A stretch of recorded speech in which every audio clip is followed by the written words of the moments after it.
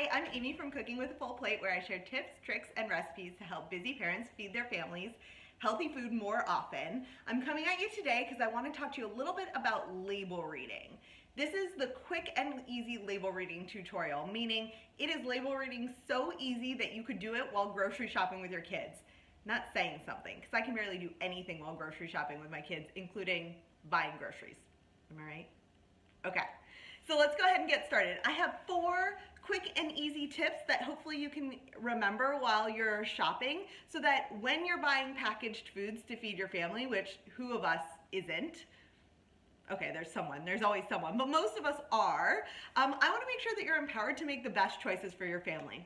Now, quick caveat, the best choices for your family are going to be different than what I think the best choices for my family are. And I absolutely 100% understand that. In fact, my goal today is to help you know exactly what those labels say so that you can make the best choices based on your standards, not based on mine. Let's go ahead and get started. So for tip number 1, I always want you to flip the package over and read the back of the label. I know what you're thinking. Like, really? I have to read the back of the label? Yes, and here's why. The reason that you need to read the back of the label is think of the front of a label as an ad or a billboard. Essentially, food companies get to use the front of their labels to highlight all the wonderful things about their food. It's gluten-free and it's multi-grain and it has 3 grams of fiber, and all of that is great, but it doesn't show you the full picture of what's actually in the food. The back of the label is regulated by the government, and it shows you exactly what's in the food, and everyone needs to list things the same way. So it helps you not only understand what's in one item, but it helps you compare 2 items side by side equally as well. Cool. So you're always going to flip it over and read the back of the label. When you do that, and that brings us to tip number 2, is you're going to prioritize ingredient lists that are short and contain ingredients that you would cook with in your own kitchen. Let me talk a little bit more about that. So a short ingredient list means that they can't pack too many things in there, of course, so that one's kind of straightforward. But the second piece is that you want to look for things that you would actually use in your own kitchen. I know that as a busy parent, you are unlikely to make your own crackers or bread or peanut butter or what have you. I know I was much more likely to do it before I had kids and had a little bit more time on my hands. For that reason, I like to make sure that if I am buying a packaged food, which I often am, that they have used ingredients that I would use if I were making it myself. Let me give you an example of that. Peanut butter. If you flip a lot of store-bought peanut butters over, you're going to find things like peanuts and salt, of course, but you might also find high fructose corn syrup and hydrogenated oils. And I don't know about you, but not only would I not put those things in my food, it would be really hard for me to find them in a grocery store so that I could put them in my food in my own kitchen, right? So what I like to see when I flip over a peanut butter package is that it just contains peanuts and salt. Because frankly, if I were to make peanut butter in my own kitchen, that's all I'd want to use anyways. So that's a great indicator that this is something you can feel good about feeding your family, even if it is a packaged food. All right, tip number 3. If it is a long ingredient list and you have kids running around your feet and climbing onto the cart and doing unsafe things, as kids are apt to do, you want to pay the most attention to the first 3 to 5 ingredients. Ideally, of course, you would read the whole ingredient list, but the reason you want to pay attention the most to the first 3 to 5 ingredients is because ingredients on food labels are listed by weight. That means the things that fall highest up on the ingredient list are the things that that item contains the most of. So, if you have limited time and you can only focus on a limited number of ingredients that are on that label, the first 3 to 5 is going to give you the most bang for your buck because they are most present by weight. Tip number 4, this is next level. So each of the tips builds on each other, and some of you might stop at tip number 2. I often do because it's a good cutoff point. But if you want to know more about your food, you can move on to tip number 3 and 4. So for tip number 4, if you're worried about sodium levels, an easy guide is to ask yourself, are there less milligrams of sodium than calories per serving? I'll repeat that, less milligrams of sodium than calories per serving. Why is that a useful guide? Here's why. If you're an adult, you probably eat about 2,000 calories per day. If you never eat any packaged food that has more milligrams per sodium than calories per serving, then you would never eat more than 2,000 milligrams of sodium per day, which is actually like a pretty decent guide for most of us. The same is true of your kids. They might not be eating 2,000 calories, but they'll never exceed the number of calories they've had in a day in milligrams of sodium if you don't buy packaged foods that have more milligrams of sodium than calories per serving. Now, of course, there are exceptions to this, and I know in my house, like, we'll eat Pirate's Booty, which does not meet that standard at all. So the other way that you can use this is if you have something that's higher in sodium than you might like, you can cut back in other places during the day by just checking that label and saying like, okay, I know we had something super salty, so now I'm gonna aim for an even lower milligrams of sodium count than I might normally be aiming for. The other reason that checking sodium in your food is important, especially if you feel good about all the ingredients, is one, that packaged foods will often have higher sodium than you would use at home. So even if it's an otherwise great food with lots of whole, real, unprocessed ingredients that you feel good about, it could still have a really high sodium count that could throw off your sodium count for the day. The second reason is that when most of us eat too much sodium, it is from our packaged food, not from the salting that we do in our own homes. You're a lot less likely to oversalt your food than to eat too many salty snacks, right? And so this guide can help ensure that you aren't getting unnecessary or unwanted sodium through things like your bread and your peanut butter and other things that you might not even realize you're getting sodium in. So here's my 4 tips just as a recap. Tip number 1, you're always going to read the back of the label because the front is an ad. Tip number 2 is you're going to prioritize ingredient lists that are short and made up of ingredients that you would buy and use in your own kitchen. Tip number 3, if it is a long ingredient list, you're going to pay the most attention to the first 3 to 5 ingredients because those are most present by weight. And tip number 4, if you want to check the sodium levels, you're going to make sure that there are less milligrams of sodium than there are calories per serving of that food. Okay, so as promised, I want to dig a little bit more into detail with the system for reading labels by showing you some real life examples of what you might be looking at in the grocery store and helping you understand how this applies and how quickly and easily you can use it to buy healthy food for your family. So let's go ahead and get started. My first example here is peanut butter, and I'm going to do a side-by-side example because I think most of these labels are easiest to understand when you're looking at one as compared to another. So we have organic Kirkland peanut butter and the organic creamy peanut butter spread. And of course, the first rule is that we're going to flip the package over and read the back because the front of the label is an ad. We don't really care what that says. We want to know the real details. So let's flip those packages over and look at the ingredients label. So on the left, we have the Kirkland organic peanut butter, and you'll see that the ingredient list there is peanuts and salt. On the right side, we have the 365 organic creamy peanut butter spread, and you'll see that the ingredients are dry roasted organic peanuts, organic expeller pressed palm oil, and sea salt. So if I use step 2, which is prioritize ingredient lists that are short and contain things you'd buy and use yourself, it's easy to see that I would go with the Kirkland organic peanut butter over the 365 version because it has less ingredients and it also has less processed ingredients. I don't love that expeller pressed palm oil that's in there. In this one, we really don't have to go any further. We did step 1 and step 2. We have a clear winner in what we want to purchase, and we can move on to the next item. In this next example, let's take a look at 2 different types of crackers. So on the left, we have the Engine 2 Plant Strong Organic Crisp Bread Original. And on the right side, we have the 365 bite-sized cracked wheat crackers. Now, just to prove the point, I want you to go ahead and look at the front of these labels, consider that they're an ad, and understand that in order to fully know what's in these products, we really need to flip that label over and read it. On the left, for the Engine 2 crisp breads, I can see that on the ingredients list is organic whole wheat flour, organic sunflower seed, filtered water, organic wheat bran, sea salt, and yeast.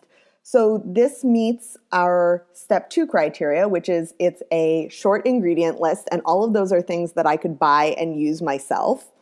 So that one sounds pretty good. Let's look at option number 2, the 365 crackers. We have unbleached enriched wheat flour. That's wheat flour, niacin. You can read all those. Cracked wheat, sunflower seed oil, salt, malted barley extract, yeast, and leavening. So 1, this doesn't really meet our step 2 criteria because it has ingredients that I wouldn't buy and use myself. So we could probably rule this out just there. But for the sake of argument, let's go on to step 3, which is pay most attention to the first 3 to 5 ingredients. So if on this 365 label, I notice the first 3 to 5 ingredients, I see that it has unbleached enriched wheat flour. Let's stop there for a second. Unbleached enriched wheat flour has a lot of words, and people read wheat flour, and I think they have a tendency to believe that that means it's an unprocessed whole wheat flour. But truthfully, all this label is telling you is that the flour is made out of wheat. And yes, it's unbleached, and yes, it's been enriched with something, but it is not whole wheat. Take a second to compare the first ingredients on these two lists. So on the left, we have the organic whole wheat flour. Notice it says whole wheat. And on the right, it just says unbleached, enriched wheat flour. So what that means is this isn't a whole grain. And despite the fact that if I look at the front of the label, it says made with whole grains, and there are 8 grams of whole grains per serving, by reading the back of the label, I come to understand that it is not made of 100% whole grains, unlike the Engine 2 Plant Strong crackers. So this is why label reading is so important. And I hope you can see that it was pretty quick to be able to compare these and understand that one was more wholesome than the other. And that's exactly what you want to be practicing when you're in the grocery store, so you can find the most whole, real, unprocessed foods for your family. Let's continue on with this whole grain conversation by taking a look at 2 different brands of bagels. First, we have the squirrely sprouted bagels on the left. I can find these in my local Whole Foods in Seattle, but I know they aren't available everywhere, but the example will still apply.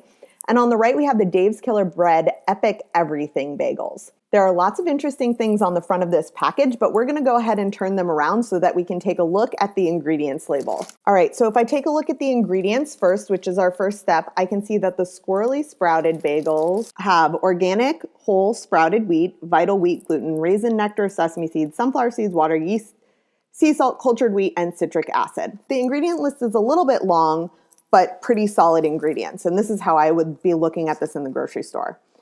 On the Dave's Killer Bread example, we have organic wheat, which in parentheses it says organic wheat flour and organic whole wheat flour, water, everything mixed, chia seeds, and lots of other ingredients, including cane sugar. So you can see how I don't need to look at everything in detail because I can tell pretty much off the bat, just by looking at the ingredient list, that there are less ingredients in the squirrely sprouted bagels. So I would be more apt to buy that product. And then if I look through the ingredients list, I can see that it's all things that I feel good about that I would purchase and use in my house, especially those first 3 to 5 ingredients. And then if I want to do the final step of checking the sodium content, this is where I would go to sodium, 200 milligrams, and see that there are 250 calories per serving in this food. So there is less sodium than there are calories in the food. And so if sodium is something I'm concerned about, especially if I'm feeding this food to my kids and I don't want them getting too much sodium from that processed food that we eat, then this could be a really good option. Just a quick caveat here. If the Dave's Killer Bread Bagels are the only ones that you can find near you, I think that you'll find that this system is also really interesting when you take something like the Dave's Killer Bread Bagels and compare those to, say, your standard Western bagels that you find in the store. If I were to compare those 2 packages, I might come up with a different result, which is that Dave's Killer Bread, while it's not perfect, is far and away better than the bagels that you find that are made with all processed flours and other add-ons.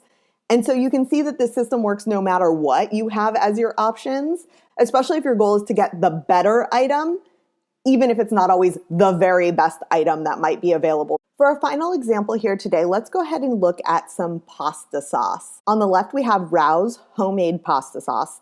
This is my personal favorite, so I'm already giving away the answer. And on the right, we have Prego Italian sauce. Let's flip those labels over. That's step 1. And go ahead and take a look at the ingredient list. So in the Rao's pasta sauce, we have Italian tomatoes, olive oil, fresh carrots, salt, fresh celery, and fresh basil. It's a pretty short list. I feel good about it. In the Prego sauce, we have tomato puree, diced tomatoes in juice, sugar, canola oil, salt, dehydrated onions, spice, dehydrated garlic, citric acid, onion extract, and garlic extract. So it's also a pretty short list, and I would say not the worst list that I've ever seen in a pasta sauce. But by comparison, I certainly would be more inclined towards Rao's. Step 3 would tell us that since they both have short ingredient lists, we should focus on the first 3 to 5 ingredients to understand which items are most present by weight. In the Rao's, that would be basically everything because there's only 5 ingredients. And in the Prego, that would be tomato puree, diced tomatoes, sugar, canola oil, salt, and dehydrated onions. The reason I pause on some of those items, the sugar, the canola oil, and the salt, is not because those are inherently bad items, but honestly, I just don't need sugar in my tomato sauce. Our family is not perfect, and we have sugar that sneaks in lots of different ways, but pasta sauce isn't one of the ways that I want it sneaking in. And so that would be a confirmation of what step 2 told me, which is that Rao's homemade would be the obvious choice when I compare these two items to each other. And again, if you're comparing the Prego sauce to another sauce that say has high fructose corn syrup, then the Prego could be the better option. So it really isn't yes or no all the time. Sometimes it's this instead of that. The final step would be to take a look at the sodium if that's something that you're concerned about. And in the Rao's homemade, you can see that there are 260 milligrams of sodium per serving and 110 calories per serving. So earlier I talked about the importance of, if you have a high sodium item somewhere in your day, cutting down on sodium in other places. This is a great example of that. Most store-bought tomato sauces are going to have a fairly high sodium count because the salt is part of what makes it taste good. And so if I were serving this to my family, I would just want to be conscientious to not add too many other high sodium items, and certainly not to add any salt myself when I'm making the dinner, to keep that sodium count as low as possible, considering that it doesn't necessarily fall within my ideal guidelines. Hopefully what you've seen from this walkthrough is that my 4-step label reading system is quick and easy, so easy that you could do it even while shopping with your kids. And in most cases, you aren't even going to need to practice all 4 steps. I can also assure you that the more often you label read and follow these steps, the faster you'll get at it, and the more comfortable you'll get with recognizing which products are ones that you want to bring in your house and which ones are ones that you would rather not feed to your family. I would love to hear any additional thoughts that you might have. This tutorial is certainly not comprehensive, and I know that there are lots of other considerations when you're looking at packaged foods. So please feel free to share your thoughts or questions below, and we can continue the conversation. Thanks so much.